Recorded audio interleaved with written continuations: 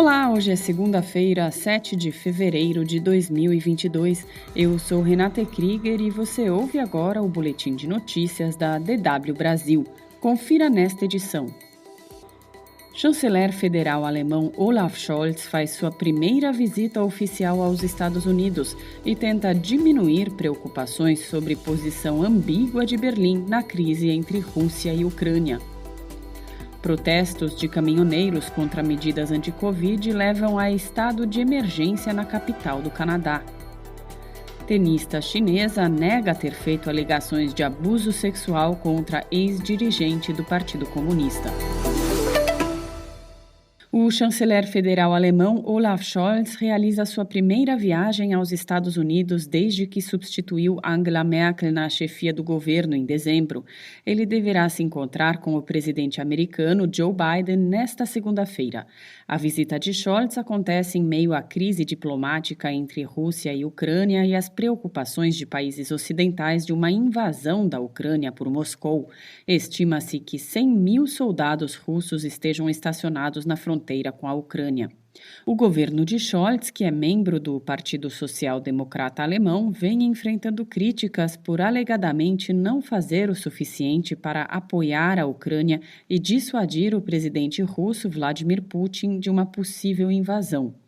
Em entrevista ao diário americano The Washington Post, Scholz afirmou que a Alemanha está disposta a dar, abre aspas, todos os passos necessários, fecha aspas, em conjunto com os aliados do país. Ele fez a afirmação ao ser questionado sobre possíveis sanções envolvendo o fechamento do gasoduto Nord Stream 2, que deverá transportar gás natural da Rússia para a Alemanha. Segundo Scholz, a resposta da Alemanha e de seus aliados será unificada. Scholz também lembrou que a Alemanha tem o maior orçamento de defesa na Europa continental e que o país enviou centenas de tropas à Lituânia, onde Berlim lidera a presença militar da Aliança Militar Atlântica, OTAN. O chanceler federal alemão também deverá visitar o presidente ucraniano Volodymyr Zelensky e o mandatário russo Vladimir Putin, respectivamente, em 14 e 15 de fevereiro. O presidente francês Emmanuel Macron visita nesta segunda-feira o presidente russo Vladimir Putin.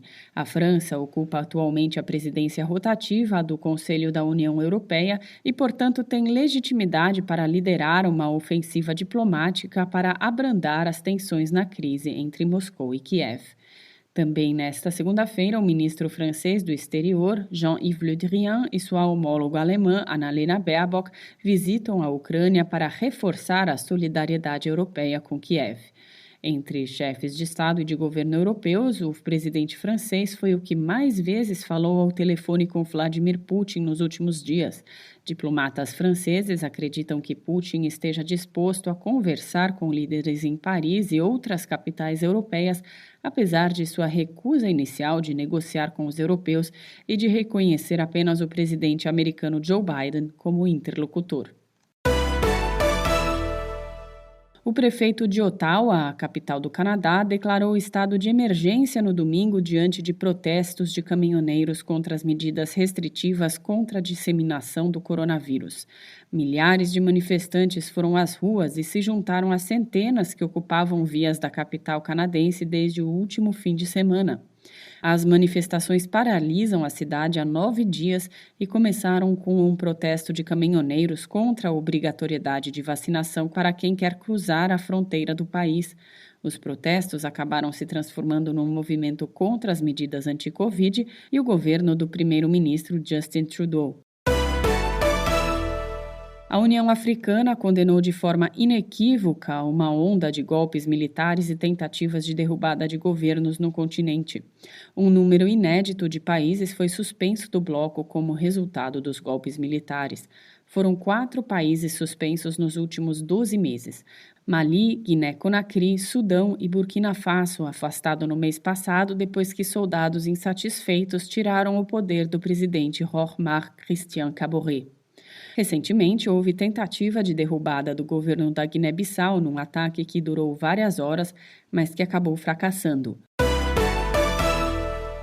A tenista chinesa Peng Shuai disse que nunca acusou ninguém de abuso sexual e anunciou sua aposentadoria do esporte durante entrevista com o jornal esportivo francês L'Équipe nesta segunda-feira. Em novembro, Peng aparentou acusar um ex-dirigente do Partido Comunista Chinês de abuso sexual na rede social chinesa Weibo. O post foi rapidamente apagado da plataforma. Depois disso, Peng Shuai não foi mais vista em público durante 3 semanas. Ela divulgou uma declaração em dezembro do ano passado, afirmando que houve um mal-entendido sobre o post e deixando claro também naquela ocasião que ela não acusou ninguém de abuso sexual. Porém, as comunidades esportiva e internacional continuaram preocupadas com o paradeiro, a segurança e a capacidade de Peng de falar livremente. A esportista, que já foi campeã de duplas em Wimbledon e no Aberto da França, não atualizou seu perfil na rede Weibo desde que o post foi apagado. A entrevista da esportista de 36 anos ao L'Équipe ocorreu sob condições severas definidas por funcionários olímpicos chineses. As questões precisaram ser enviadas com antecedência e as respostas traduzidas de Peng tiveram que ser publicadas palavra por palavra em um formato de pergunta e resposta. Mais informações você confere logo mais na segunda edição do Boletim de Notícias da DW Brasil.